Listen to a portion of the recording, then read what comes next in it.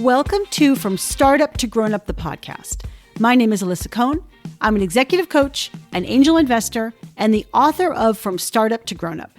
Each week, I talk to founders, creators, advisors, investors, and builders of all kinds about their insights and experiences in going from startup to grown up. Welcome back to From Startup to Grown Up, and today I have an incredibly special podcast. Today, I'm interviewing the legendary Randy Komisar, entrepreneur, investor at Kleiner Perkins, and mentor to so many founders over the years. Now, a little background.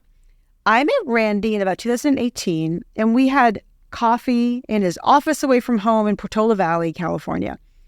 We kept in touch over the years, and Randy graciously agreed to write the foreword to my book, From Startup to Grown Up. He actually reads it himself on the Audible version, which you can check out if you like. So it was really a joy to host Randy, and this conversation was a really special one and distinctive because we just started talking. I hit recording and we were off and running. No intro, nothing. We just get into it. And Randy tells the story of how he interviewed Neil Young and turned a disastrous conversation into a great one. It's a fabulous story. And then we sort of circled back. We covered Randy's background. His father was a salesman and a professional gambler. So Randy learned a lot from him, as you can imagine, especially how to read people, which stood him in good stead for his entire career and especially as an investor. We talked about Randy's windy and improbable career, the importance of luck in your career, and also about how you can create the conditions to increase the surface area of serendipity. We also talked about Randy's really special relationship with the very famous coach of Silicon Valley, Bill Campbell. Bill had coached an entire generation of founders like Larry Page, Sergey Brin, Steve Jobs, and of course, Randy Komisar. And then Randy and I got into what he looks for in entrepreneurs and the pivotal question he always asks them to assess what they're made of. And finally, Randy and I got into our core disagreement about whether or not founders should be the CEO of their companies as they grow. Listen to it for yourself and decide what you think. This is an amazing episode. Randy's so wise, and he's an incomparable storyteller, so you're going to love it. Please enjoy my fabulous conversation with the one and only Randy Komisar. Okay, you were telling me about Neil Young. You were interviewing Neil Young. Go ahead. I was telling you about interviewing and throwing away the script. So I was invited to interview Neil Young in front of several hundred people under this beautiful circus tent on the docks in Nantucket for a conference. And I've always been a Neil Young fan, and so I kind of knew his history inside and out, and I prepared like crazy to make sure that I had an intelligent conversation with Neil. And he has a reputation for being a very difficult person to interview. He just doesn't have much. He's not a team player as an interviewer. So we get up on stage that night, shake hands, we have these two stools, we sit face each other, and I figure I have an hour and 15 minutes with him on stage while people are eating their dinners. Maybe if I had 10 questions and ask good 10 or 15 follow-up questions, we'll get through, maybe have the group ask some Q&A as well. Everything be great. So I get up and I ask my first question. And his answer is yes. No follow-up question. So I go to my second question, and his answer is no. Now I'm through 20% of my questions. It has taken me 15 seconds. And I have an hour and 15 minutes that I've got to fill. And I am sweating up there. I am sweating. I'm thinking, this is going to be a disaster. And what I did was I got up. I got 2 beers. I gave him a beer. I took a beer, and I moved my stool so that I was within kissing distance of Neil Young. And I took my script, and I threw it down. And I asked just a general question I knew he had to give me a general answer to. And I just started going through that windy journey, following his mind and having him engage and seeing where he engaged and didn't. And it was the most fascinating conversation because it was so loopy and it was everywhere. And yet there were these points that people came away with that I think you couldn't have gotten to in another interview. And that was because I threw away the script and I just followed my interviewee where they were going. And I could see where he lit up, and I would go through wherever he lit up. I'd go right through there for 5-10 minutes at a time. And I had a good time. He gave me a hug at the end. He had a good time. It was great. It was great. But it was almost a complete disaster. What a triumph. And I can only imagine how stressful that was. Oh, my God. And with your big moment, with your big hero. But I'm just curious, Randy, like, have you always been able to kind of read a moment or a situation like that and read people like that? You know, I'm a pretty good people reader. I mean, I don't want to flatter myself because I'm bad at so many things. But this is one thing that I think has distinguished me, and I think in part is, I know I grew up. I grew up with a bunch of street sense. I mean, my father is a professional gambler, and so there was a real unusual kind of upbringing with him and watching the way that he navigated people and the world. When I was a youngster, I was a bit of a troublemaker, you know, and so I probably knew more about the street than I should have, given the rest of my academic, you know, resume. And so I've always been pretty comfortable reading the person across the table. That's not to say that I'm infallible at it at all, but it's one of the things I think I do pretty well. That's amazing. Wait, I've got to double click on your father being a professional gambler. Wait, what? and also, is there a moment that comes to mind, or when you say he navigated the world in a certain way, like, what do you mean by that? Like, what are some images you can share to give life to that? Well, so we grew up in upstate New York. At the time I was growing up, Las Vegas was the only legal place to gamble in the United States, but there were lots of card rooms, and my father was a poker player. And he would sell by day. He would sell things, anything that could be sold. You know, he would sell, whether it was cars or dried fish, paint or jewelry, right? But he really made his living, and his passion was for gambling. And as gambling opened up in the United States, first in Atlantic City, after Las Vegas, and later at the Indian casinos, he was one of the first card counters out there. So he would play blackjack and was a card counter before card counting became a recognized problem in the casino business, and before card counters were excluded from the tables. But so I would spend time as a kid, whenever we were, you know, on a vacation at a casino, I would quote unquote vacation.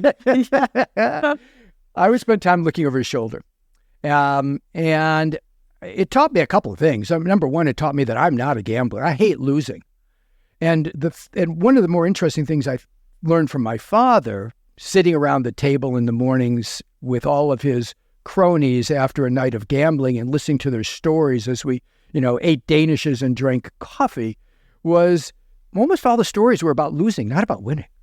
The machismo was all about the guy who could lose a couple $100,000 or $1 million in a night. It was never about the person who eked out, you know, a new car or or a new home for their kids. That was never the story. So it was a very interesting mental picture of what gambling, the gambling mentality was. But because my father was both a great salesman and great bluffer, as he was able to sort of understand where somebody's particular weakness was and play that as a salesman, play that as a poker player. And I observed that. It was not my instinct to do it in those contexts, but I guess maybe by watching it enough, or maybe part of it's hereditary, I was able to see some of the same things. And that's informed how I interact with people and how I practice venture capital. Yeah. In what way? How did it inform the way you've practiced venture capital? Well, one of the things that I was sort of known for at Kleiner Perkins was being able to assess whether or not the person across the table was a liar or not, right? And there's a difference, of course, in venture capital between being a liar and being an exaggerator, the fake it till you make it, and if you cross the line, like in Elizabeth Holmes, you end up, paying the price. But so much of Silicon Valley is a bunch of optimists who are exaggerating the future, not with a sense of deceiving you, but with an idea that they're informing you about what these opportunities look like. And so it's a fine line in determining whether somebody is lying or exaggerating. But in a handful of times when there were actual people lying to us in the room, I was pretty uncanny in being able to point out to people afterwards that person was lying. And we actually invested in one or more of those over my objection, and they turned out to be lying. Mm-hmm. Mm-hmm. Could you, if you think about that, just like if you take a breath and you think about some of the, the liars I have known, what comes to mind as a tell? Because another thing about a professional gambler is that they have tells, and so you probably learned a little bit about that from your dad. What tells do liars have? Well, I think it's individual, right? Each individual has a different tell, something that will come up when the question is asked over and over again in different ways, right? So there's a consistency to an anxious or nervous response that I think is a tell. But more importantly, I think even more generally, more simply, when somebody is ignoring the questions in order to restate the facts of the case over and over and over again, that's a tell, right? The fact that they're not interacting with the question.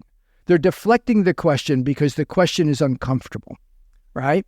Now, sometimes the question's a problem for them because they can't answer it.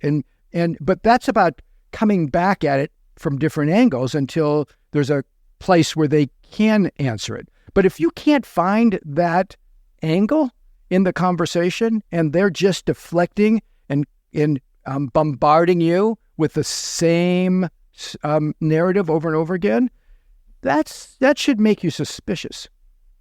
Yeah. Yep. Also, I would just add, when I talk to somebody and they can't come up with specifics. Yeah. So it's like, well, how did you approach that kind of thing? And they sort of get, general, and you keep asking them to drill down and they're just not able or willing. I always think one way or the other, this is just not the full truth. That is so good. And I think the challenge there is, are they exaggerating? Are they lying? Because I run into that problem with very, very bright entrepreneurs who can rationalize a deficiency or even an inconsistency in their own minds and then tell it to you as a truth. Because once it's rationalized in their own mind, it is their truth. The tell becomes harder. When they believe it, the tell is much harder. A liar is somebody who tells you something they don't believe. A deluded person is somebody who tells you something they do believe, which is false, right? And those are two very different interactions.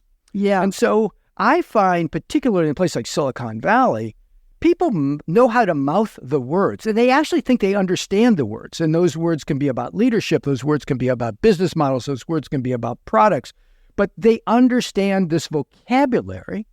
They think they actually are communicating a truth to you in that vocabulary, but they don't know what the words mean. They don't really understand what the words mean. They've just mastered the vocabulary. Yeah, I think that's so powerful. And it also makes me think about the idea of lying, like lying to yourself, right? So we're all kind of easily delude ourselves when we need to and want to. And as a coach, my stock and trade is self-awareness, right? So the thing I'm interested in exquisitely is someone's self-awareness. And what I notice is that when someone says to me, I'm very self-aware, I think, oh, okay, maybe. And then every time they tell me that, what I have increasing evidence that they may be a lot of things, but not self-aware. Right? True. So true. I find that, in Buddhism, there's this notion that the most fundamental challenge that you need to get over is the notion of delusion. Because if you are deluded, there's nothing you can do that's going to resolve your suffering and is going to alleviate your problems. You have to be self-aware enough to understand your own delusions and to escape them, at least momentarily, to be able to deal with them. Totally true. And be able to face them with clear eyes. Yes. When I think about what you do as a coach, which I think what you do is actually more than a coach because it's so personal. But I think about what you do, it reminds me of the Buddhist parable of, taking the mirror and focusing it on the person in front of you and making them see themselves. Yeah, that is so well said. And I totally agree that is such a critical part of coaching and certainly the work that I do. Now, Randy, we jumped into this conversation and I love it. I love it. And I will, of course, introduce you in the intro that I have. But I want to kind of come back to a little bit of a chronology, a tiny bit of a chronology, because you have such a rich career with such a tapestry. And I guess now I really have to ask you, how did somebody who grew up with a professional gambler as a father make his way to Brown University and then ultimately become a lawyer? Is there anything more straight-laced than that? This is all before you were at Kleiner Perkins. Yeah. Well, I am fond of saying that my career only makes sense in the rearview mirror. I mean, it was and there's some wisdom in that I think hard-fought wisdom in the sense that you don't really ever know where you're going. You can only set the direction. You can set the course, but you can't set the objective. And I do think that life turns out to be a bunch of individual decisions that add up ultimately to a career, a family, whatever. And it's the quality of those individual decisions that determines the quality of the outcome, not some grand objective and some grand plan to get there, right? So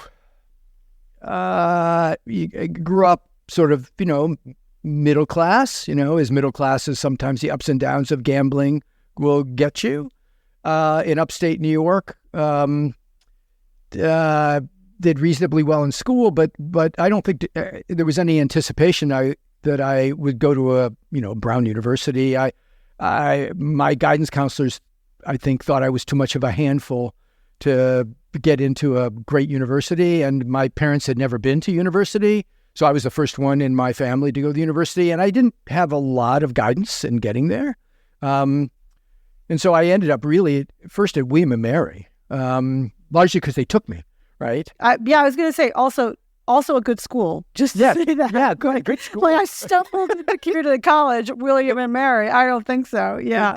I was very pleased. When they took me. It didn't suit me. It was a very straight-laced place. But I got into college. And my sense going through college is I really didn't know what I was going to do on the other side. I thought I was incorporating enough of my father's values and goals into my own at that point, in your early 20s, late teens, that I just expected I'd do something in business. My father had always felt like being a lawyer was a good trade to have, in large part because he was always having to deal with lawyers. And I came from a family where the idea of a lawyer was a license to steal, literally. I mean, that's how they used to say, lawyers have a license to steal, sort of the Trumpian notion of a lawyer. But, this perverted notion of a lawyer. So I had that in the back of my mind. I transferred to Brown and sort of found myself in paradise because Brown was a place where, you had to work hard to get into, but they didn't tell you how to get out. It was the most creative place you could imagine. You had to find your own path. You had to bushwhack your way out of Brown, right? In those days, you could take every course for without grades. Majors were, I think they existed, but I wasn't actually sure how they worked. We could gather as students and teach ourselves and get course credit for that. It was this utopian sort of place from an educational standpoint. And what I got most from Brown, in addition to meeting great people, was a sense that of how to engage my curiosity in lifelong learning, right? What I learned at Brown was how to learn. And that has served me much better than any amount of knowledge that I might have been able to obtain in any number of courses while I was there. And so that has served me well because I'm a curious guy. And so I follow this wending path. And when I graduated from Brown, I worked with a small group of rock promoters, so we did concerts on the East Coast, mostly college festivals. I helped run a community development program for the city of Providence. And I was a manager at 23, which was astounding because I couldn't manage myself, right? And I taught economics at a small cooking school called Johnston and Wales. Johnston and Wales had an evening course teaching Vietnam vets, getting Vietnam vets back into the university. And I taught economics to returning Vietnam vets. That's what I did in the evening. So those are the three things I did. I was juggling, tons of energy. I'd wake up in the morning and I'd put on a suit and tie and I'd go downtown and I'd work in the mayor's office. And then I'd take off the tie and I'd unbutton my collar and I'd go to Johnson & Wales and I'd teach economics. And then I'd take off the jacket and I'd put on some jeans and I'd go out to the clubs and work the music scene. So that was kind of how I spent my misbegotten youth. Of course, going nowhere in particular, right? I was just like doing all this stuff and going nowhere. And then one day, when I'm walking the streets of Providence, a very important man named Dean Hazelton, who I'd taken a couple of courses with, and is just beloved at Brown University. He were walking down the street, and he said, "Hey, Randy, what are you doing?" And I said, "Well, I'm doing this, I'm doing that, I'm doing this." And he goes, "Have you ever thought about law school?" And of course, I'm thinking about my father and license to steal and all this other stuff and law school. And he goes, "If you want to go to law school, I'll write your reference." Really? Yeah. And so I went home and I went to the bookstore and I bought one of those, studies for the LSATs. And I went home and I took a practice exam. I did okay. So I thought, oh, what the heck? And so I applied to law schools and I got into Harvard. Who would have thought, right? Who would have thought? And I thought, by the way, at that point, I'd be a lawyer and be in the music business. I thought I'd come out and be in the music business as a lawyer, as an agent or whatever. And yeah, that's what I thought I would do. Good plan at that point. But I just want to highlight for everybody, for you, for everybody listening, the power of that moment of serendipity, or that random moment where someone says something to you that unlocks something.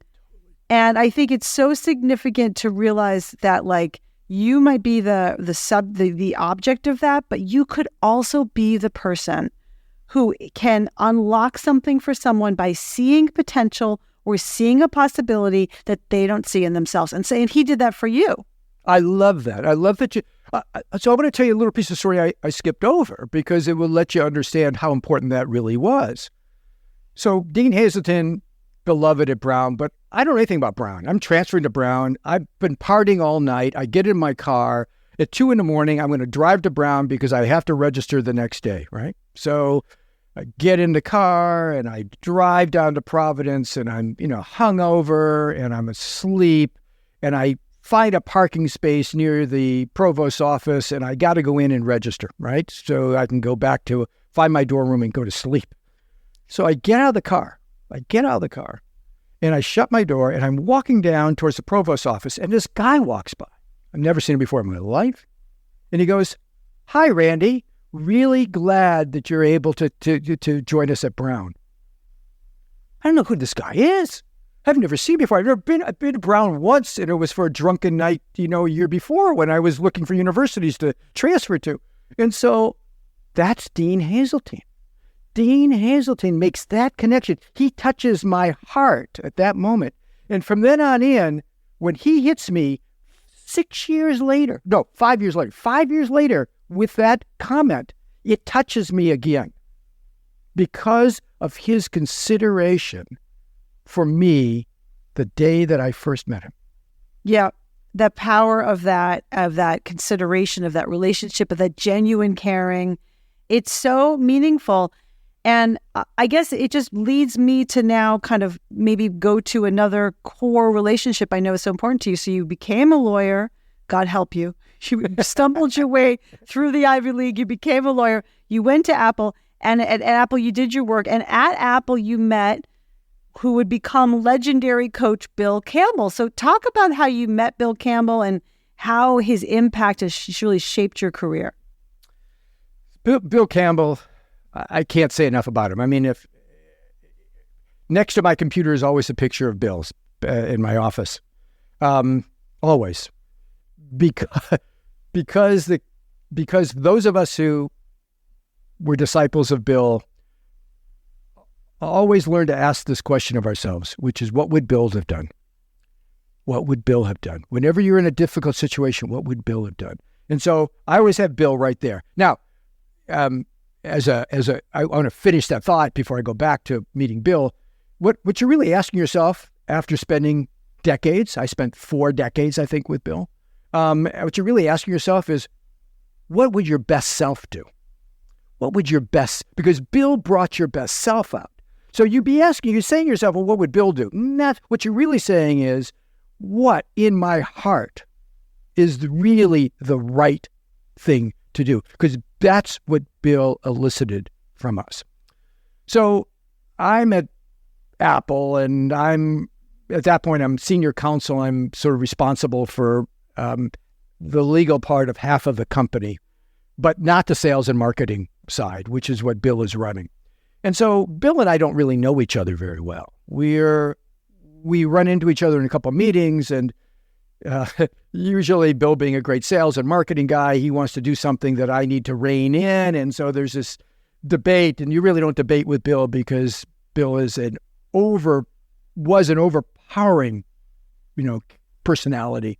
But nevertheless, I would nibble at him to try to get to the right answers. So I had no relationship with Bill. I mean, other than those interactions. One day, and Apple is maturing, and they're thinking about building a real professional general counsel's office. And frankly, I'd come to Apple to leave the law, not to get more involved in law. So I'm thinking about leaving and blah, blah, blah, blah, blah.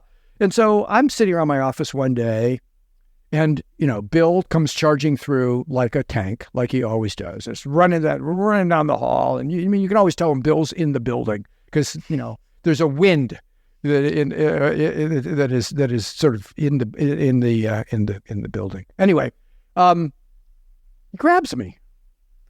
He said, I got to talk to you right now. And that's, okay, Bill, great. What, I'm figuring it's some legal issue, or I've done something wrong or whatever. Pulls me into this office, and metaphorically, it's great because it's a dark office and he doesn't turn the lights on. So I'm sitting in the dark with Bill, and Bill turns to me and goes, well, tomorrow Apple's going to announce that they're spinning out the software company, and I'm going to run it, and I need a co-founder, and I want to know if you want to co-found it with me. And I'm looking at him trying to figure out what just happened here. I don't really know this guy. Why am I the first person he's talking to? And what is this job? And he says, and then he turns around in a Bill way and he goes, I kind of have to know right now. Now, mind you, he hasn't told me the job, the title. He hasn't told me anything about comp, obviously. Nothing. He's just said, do I want to join him on an adventure? And best decision I ever made in my life. I turned around and without hesitation said, yeah.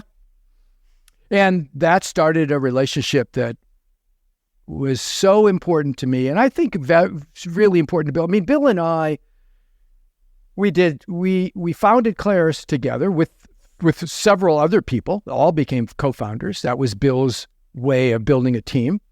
We then did GO Corporation together, which failed as a company, but where I learned a ton about leadership and talent development.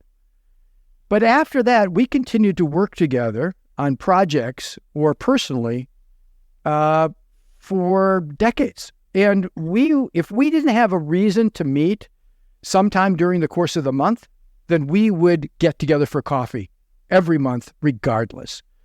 So we did projects together. We did Nest together. We did a number of other projects together.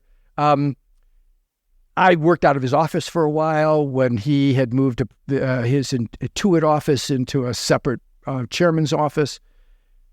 He was very, very important to me. And I learned a ton from him about leadership and the development of people. Yeah. I definitely want to explore more about that, but I also just want to, I sort of realized I didn't quite lay the context of who Bill Campbell was. Again, legendary coach.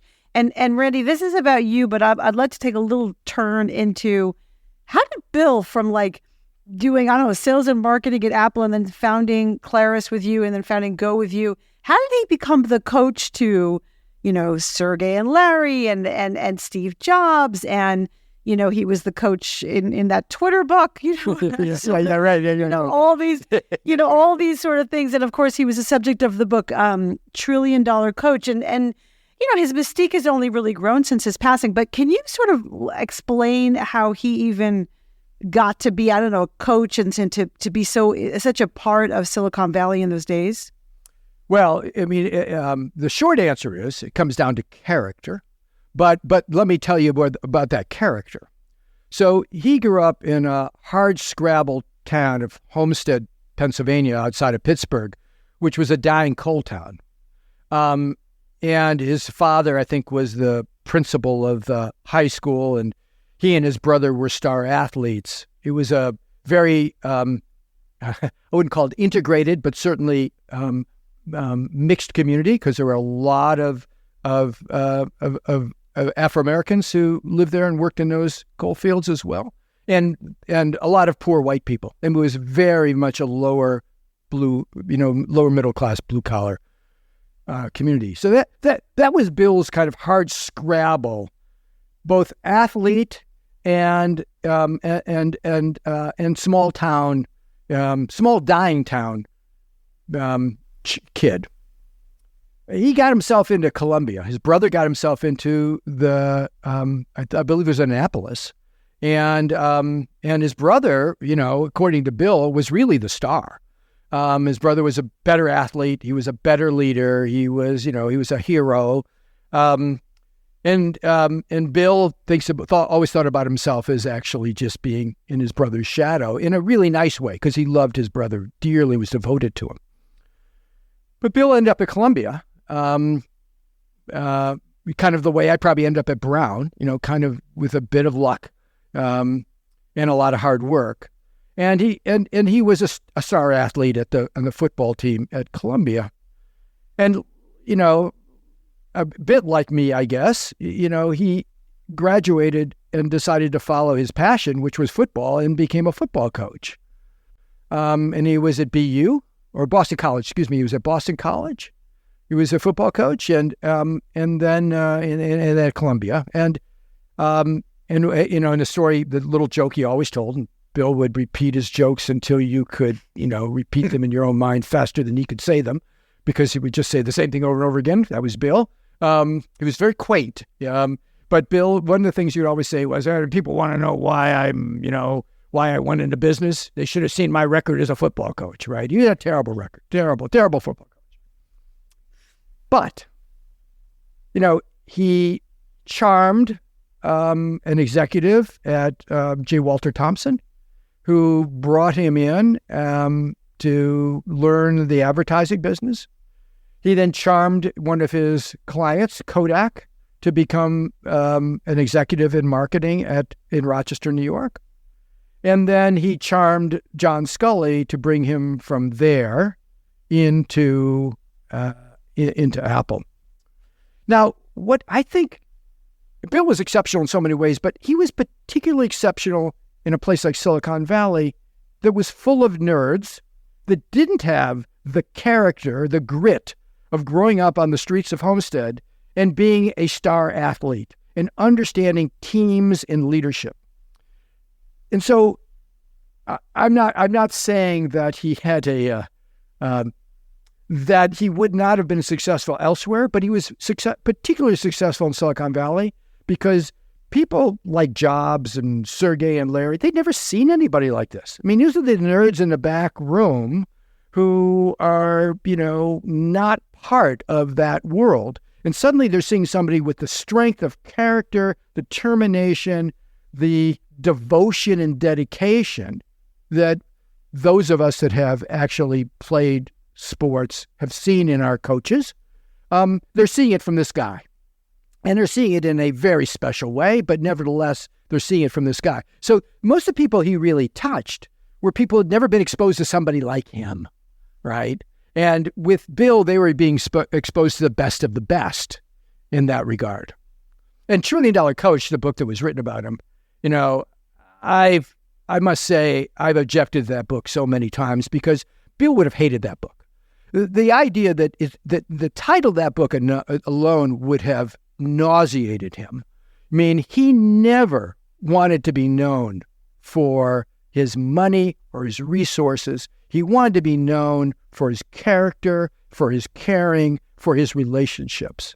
And I can go on and on and on. But Bill was a very special person to those of us who had the privilege of having sort of an intimate relationship with him through really critical parts of our careers. Yeah, that's beautiful. By the way, when you talk about that in terms of having a picture of him and, sort of what would Bill do, I guess I would just say that, I feel that way about Marshall Goldsmith. I met 17 years ago and he's become a dear, dear friend and a mentor. And his picture isn't here, although that's a good idea. But I just appreciate so much what he gave to me and how he, at least, still continues to give to me and shows me the way for me and so many others. So I think it's very powerful to have a figure in your life that you can, frankly, that in some ways you're absolutely right, that you're activating your best self. And it's very helpful sometimes to have someone who kind of, I call Marshall a muse, like click, what would Marshall do? Or click, my best self gets activated. And I think that's really helpful. Yeah, it becomes shorthand for that. I mean, I think a great coach, you may become the avatar for the other person's best self, but it's really about bringing out that other person's best self. That's what a great coach does, right? They bring out your potential.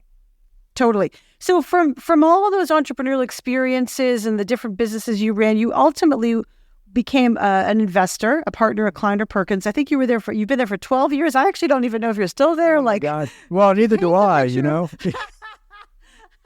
So I joined in 2005. So it's 18 years. And the reality is that I have not been doing any new investments there for, several funds now, probably 5 or 6 years. But the way venture capital firms work is it's a series of different funds that you're partners in. And I'm still partners in a couple of funds that have not yet been liquidated. So I still have work to do on those companies and with the firm. And so I'm still very associated with them in that regard. I just haven't been making new investments with them. I see. That's helpful. Yeah. Well, so I'm curious. So then you became, I am certainly curious why you decided to become a venture investor. But then also, if we sort of continue to circle back to leadership, like, how do you think those experiences formed you as a leader, and how did you think about that when you were choosing and thinking about which entrepreneurs to invest in? So I'm going to break that up. Let me because those are two questions that could take us the rest of the interview. But the first one. So let me talk about how I came to Kleiner Perkins. So I after I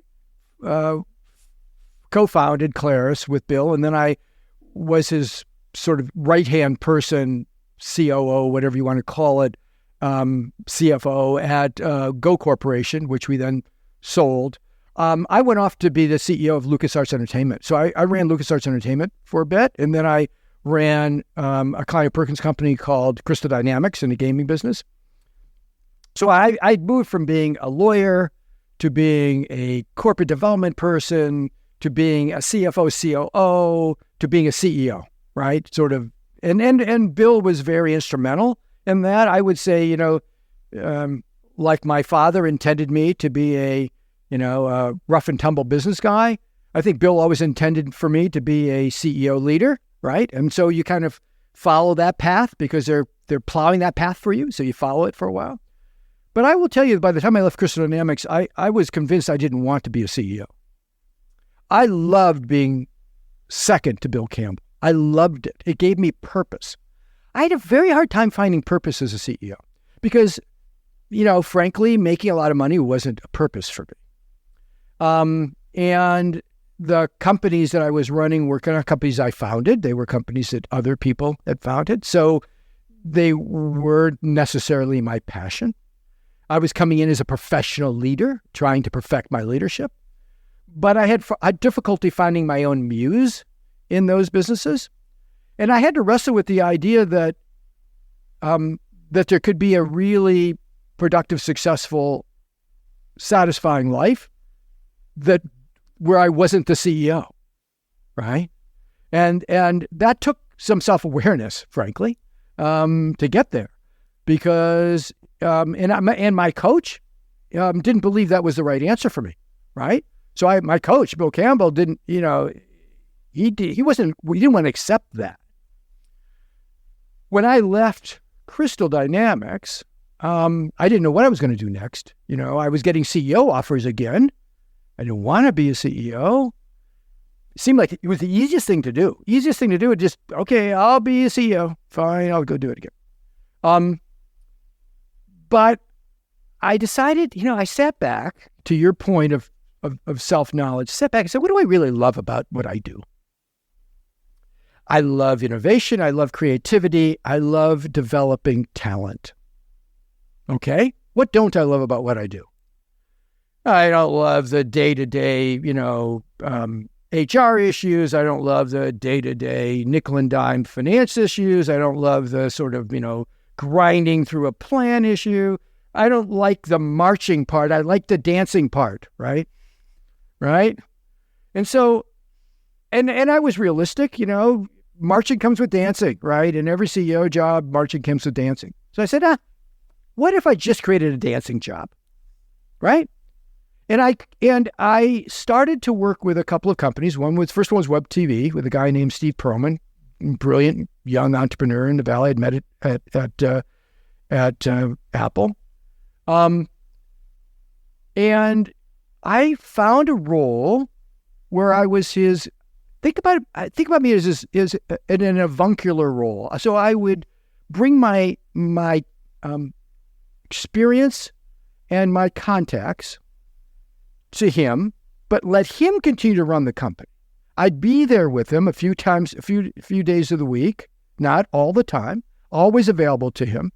And by and large, what I was teaching myself in that time period was how to manage through the development of others. So if I give up the hard control, how do I manage and influence with soft control? And how do I accomplish two things at once? The success of the business and the success of the person together. Now, if you're a venture capitalist, by and large, you always say you're invested in both, but when push comes to shove, where your heart lies, which is it's the business, not the person. I didn't want that to be. That wasn't my ethos. So I became what was coined in the Valley, and later a case study was written on this by Harvard Business School because they found it unusual and interesting model, which was a virtual CEO. And so I would do a portfolio of companies, and I would always be changing them around, usually spend a year or two until they either proved themselves out and had operating management, or they didn't and they disappeared. And I would spend a day or two a week with each one of them, spread over the course of a week, helping their founders and their talent grow into the roles of being able to lead that business while helping them make decisions about what was best for the business. That's what I did. And I did that for about 12 years, I guess it was. Maybe, about 12 years. And I loved that job. I loved it. I didn't work there were certain things I learned along the way. I never worked. You couldn't pay me. I would never get paid. I would take a piece of the business, whatever piece you thought I was worth. I sort of put it in your hands because I didn't want it to be about money. Tell me whatever you think I'm worth. And so people would give me pieces of the businesses, and they turned out to be quite successful. We did TiVo, Mondo Media, WebTV, a lot of entertainment businesses at that time in the internet. And that was my business model of working with talent to develop ideas and businesses together. That's how Kleiner Perkins approached me. They approached me. I'd worked, of course, in the Kleiner Perkins portfolio a decade before. Bill was very close with them and had put my name in their ear when they were looking around for new ideas. And I did not jump right into that job, right? So Kleiner Perkins at that point was the most successful venture capital firm on the planet. They had done Amazon, and they had done, Netscape, and they had done Google, all in the 90s. And John Doerr was, celebrated. But I loved what I was doing as a virtual CEO. I loved it. And even though they told me I would bring that model to Kleiner Perkins, I was dubious that my balance of interest in people and business would suit a venture capital firm. And so I put off the decision for quite a while. And I'll tell you how I ultimately made a decision, and then I think I now have answered your question. And I ultimately made a decision because I looked at what I was doing, and I said, if I believe that innovation is my passion and what really gives me sense of purpose, then I need to open this door and go through it, because there's no other place on the planet where I'm going to have the resources and team to be able to exercise that passion. And that's why I went to Kleiner Perkins. Well, that makes complete sense. And by the way, were you able to bring your model of virtual CEO or something like it to Kleiner Perkins? Yes and no. Mm-hmm. And I think, in fairness to them, they were very tolerant of me. I mean, I probably was one of the more outspoken people on many issues, and certainly did not have my venture capital investor hat on all the time. I had my human hat on a lot, and so they were very tolerant. I would say for the first 3 or 4 years, they were encouraging, but maybe skeptical. And then I started having success. And when I started having success with this model, in particular, I was the first company that Kleiner, I backed the first company that Kleiner had go public after the 2000 crash. I had, the biggest outcome at the time, now it's much bigger outcomes, but with the sale of Nest. My portfolio was not like most of the portfolios there, where there were, people would invest in a dozen companies or more. I'd often invest in 1 or 2 and then really put my time and energy. So I had to make I had to make good choices, particularly around people and ideas. So I think my success bought me respect, but I don't think the idea of the virtual CEO would have succeeded without some real returns that I was able to deliver to the fund. Right, totally. So that brings us back to sort of, it almost feels like it brings back to your father and reading people, right? So, and also maybe your experience, running businesses and all the things. But I'm just curious, how did you, when you would talk to founders, to entrepreneurs, you had to make decisions, as you just said. You couldn't make a lot of decisions. You couldn't say yes to a lot. You'd had to say yes to just a few. What were the distinguishing features that you looked for, and how did that model evolve as you went? Yeah. I'll take you a bit on the journey with me. When I started, even before Kleiner, when I was doing the virtual CEO work, I thought there was an algorithm for this, right? It had to be an algorithm, right? So if you just had enough data and you were smart enough, you could outsmart the system, right? That's what I assumed. That, by the way, is completely contrary to everything I ever learned from my father, which was my father taught me that you had to have the data, you had to do the hard work, and then you had to be lucky. Then you had to be lucky. There was no shortcut to luck. Gambling is about luck. And to take you on, again, another little diversion before I get back, because I love these diversions. The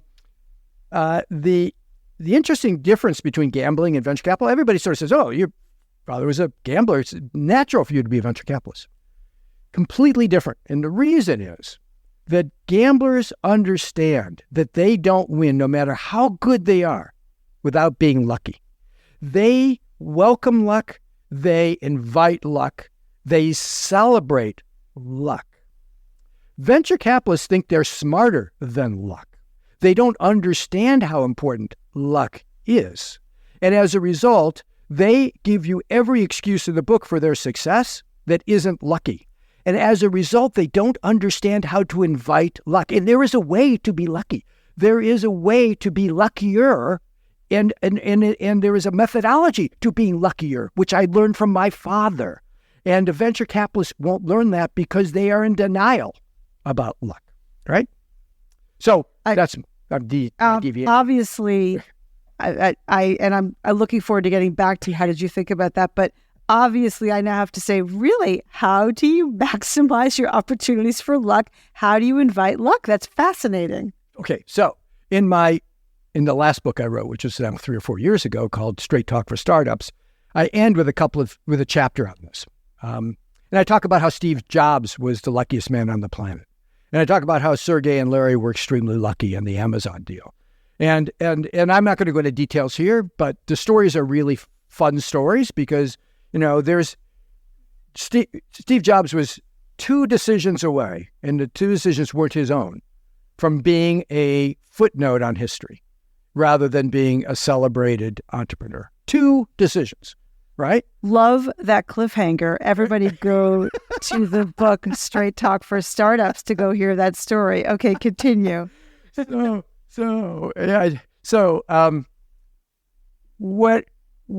the thing about luck is, the luck I'm talking about is not the luck of a house full of money falling on your head while you're walking down the street to the grocery store. The luck I'm talking about is something happening outside your control that fundamentally determines your fate, and being responsive to it. And I have challenged business schools. Literally, I've sat at the dais and had these debates where I think that business schools should have a course on teaching luck, which is effectively teaching about spotting and taking opportunities where they lie, in spite of how smart your plan is. To the contrary, right? To the contrary. So you can stick with your plan and fail, or you can take your understanding of the opportunity and deviate, pivot. And so the things I think you can do to be better at being lucky, first of all, you have to be excellent to be lucky. Because if you're not excellent at what you do, you won't be able to capitalize on the opportunity when it happens. You've got to be flexible, meaning you've got to be willing to consider things outside of your own genius in determining your fate. 3, you've got to have a strategic view of the chessboard that allows you to understand where those opportunities are that outside of your plan, which is the plan of record that moves you forward. And I think you've got to have the humility to understand that ultimately you will not be successful, no matter how smart you are, even if you succeed in accordance with your plan, if you're not lucky. And one of the things, I'm not pushing my books here, but in getting to Plan B, John Mullins and I talk about the idea that, most companies in Silicon Valley that have succeeded did not succeed with their plan. They succeeded with something else later. And that's because they were agile enough, smart enough, good enough to see and seize the opportunity. And that's the ultimate thing, which you got, if you're going to be good at luck, is you've got to be decisive. When that opportunity hits, and this is where Steve Jobs is the luckiest man in the world, and we can learn from him. When the chance for Pixar to do that deal with Disney was on his desk that he had nothing to do with, or when the chance to sell, next to Apple was available to him because Jean-Louis Gasset had balked at selling, he didn't hesitate. He knew the answer. That's how you get to be good at luck. I love it. It just also reminds me that when Bill Campbell pulled you into that conference room and he said, "You want to co-found this company with me?" And you're like, "Wait, who are you again?" Sure. and I was the luckiest man in the world. Yeah. Right? Yeah. That's beautiful.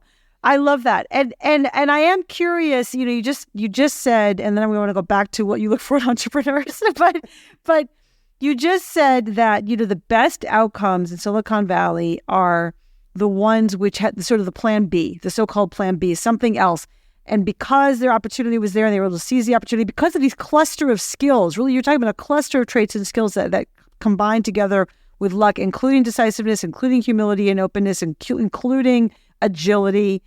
But were any of the companies that you, is that true of any of the companies that you invested in, especially in your early days in Kleiner Perkins? Oh, God, yes. Yeah. Absolutely. Positively. No question about it. I mean, I had companies who actually, found their way to bad luck by making bad decisions around opportunities that came up. Is there an example? You don't have to name names, but I'm wondering. Well, I had a company that had a fantastic product. I mean, still today, in fact, I was just talking to somebody yesterday who's got a very cool NFT gallery product, and we were going to go back and look at the old design. And these guys said the most beautiful design. It awed people in 2006, awed them. And the company decided to deviate from that because they were worried it wasn't technically defensible. Well, nobody has ever created a product as good as that. And in the process of their trying to deviate, they spent 2 years not coming up with the successor product and failing, right? And if we had just stuck with that product and maybe had to fight a couple of fights along the way to get there, we probably would have won. So that's just one example. There's many examples. I mean, companies are always, quote unquote, pivoting, some well, some not well. But, the key thing about this discussion, though, is if you know going in that your plan is probably wrong, what do you do? What do you do? And entrepreneurs, now I'm going to tell you what I look for in entrepreneurs. I'm going to get there through the back door. Okay, let me get through the back door. For a long time, after getting to Plan B was published, founders would come into my office and present to me, pitch their ideas, and then I'd say to them, "Well, where's your business plan?" And they go, No. I read the book. You don't want business plans. And I said, "You did not read the book correctly. What that book says is, I don't believe your business plan, but I need to see it because I need to see how you think. I need to see the sensitivities in your business that you identify. I need to understand your assumptions. I need to see how the lingua franca of all of that is your plan. So go back and get me a plan. And I guarantee you, when you bring it to me, I won't believe it. But it is important to me understanding who you are and what you're doing, right? Right. So what do I look for in an entrepreneur? When I started 3 decades ago, I had a long list, this algorithm, right? I had this algorithm. It's going to all work, right? I had a list, or if I could just nail these things, bam, press the button, out pops the decision. The more time I spent doing venture capital, the more time, the shorter that list got. And that list got essentially to 3. The person, the purpose, and the value creation opportunity. That's it. Not business model, value creation. My job is to work with you to create a business model. The person, and I like to term this, by the way, in terms of why. So I call it the 3 whys, right? Why this? Why you? Why now? Now, answering those questions leads to a whole bunch of other questions, right? So you get much deeper than that, but you start with those questions. Tell me why this. Why is this important? Why is this worth doing? Why is this, by the way, in a business where most companies fail, worth failing at? I ask that question of every one of my entrepreneurs. Is this worth failing at? They always look at me like, what? Failing? What? It's like the chances of you succeeding are improbable, meaning less than 50%, right? How are you going to make sure that if you fail, you haven't wasted 3, 4, 5 years of your life? Why is this worth failing at? Answer me that question. So that why is a really important. The next one is why you. What do you bring to the table that's special? So you got this idea. So everybody's got this idea. And ideas, for whatever reason, it's uncanny. Ideas come in dozens in the in Sand Hill Road. Somebody comes with an idea, go, wow, that's pretty cool. The next day, 4 other people walk in with the same idea, right? That's how it always works. Nobody ever walks in with a unique idea.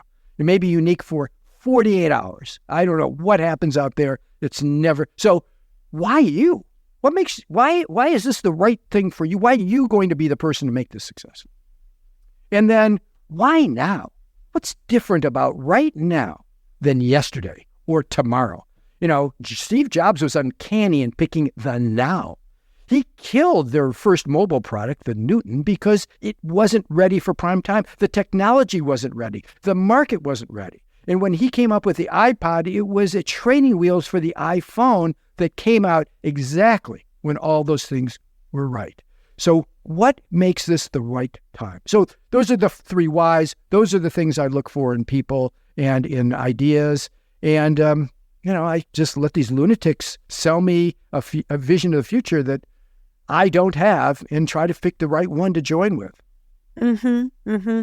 I love how simple that is. And you take the algorithm and you sort of condense it down to those, sort of 3 questions. And then, using your people skills and also your own like strategic landscape sense, seeing if that makes sense. Randy, I'm going to ask you a sort of a weird question, but like, what's it like to shut a business down? Like, what is it that moment like with the entrepreneur to be like, you know what, game's over on this, and now we have to wind down? Wicked sad. And because I work in an industry where most companies fail, I feel like I work in a hospice, right? Because most of the time, that's what I'm having to do, is to buck up the CEO and management. If I didn't have to fire the CEO for having done something wrong, terribly wrong, which we recently had to do in a company that had been doing quite well, and that was quite sad. But you realize, first of all, if it's your business, you realize it's part of what you have to be good at doing. You have to be good at getting these people back on their feet, back in the jobs. I can remember when GO Corporation failed and we sold it, but we sold it for very little money. We had to close, essentially most of the employees then left. John Doerr spent tremendous amounts of time on the phone making sure each one of us had a job. He was a reference for everybody. He considered that his job to do that after the fact, after the time when it was clear he wouldn't make any money from it, and where his future was in other investments. He felt like he couldn't close the books. And that is a best practice that I've learned as well. Amazing. So significant, so important. Randy, I just have a few more questions for you. I know we're going to go off on a tangent on this, but I really have to ask you. Randy, you were kind enough to write the foreword for my book, From Startup to Grown Up. Thank you, Randy. And I asked you on purpose to write that. By the way, I plucked up my courage during the pandemic to ask you to write that forward. But I thought it was so intriguing because when we met each other at your coffee shop there in Portola Valley, you said to me, founders shouldn't be CEOs. Not so much. And I really felt like we have this. So I want to give you the airtime right now to express why founders should not grow into the leaders as I put forth in my book, From Startup to Grown Up. Oh, well, thank you for the opportunity. Look, from the first time we met, I knew I'd met a kindred spirit. I knew that you cared about people that as much as I did, and that your purpose in life was people, much like mine was. we had different practices, but towards the same end.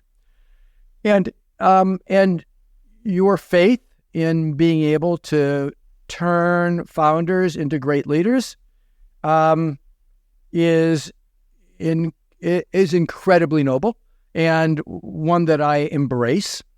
But the reality of my life would suggest that there are caveats, and the biggest caveat being that that the nature of the business changes through its stages of development.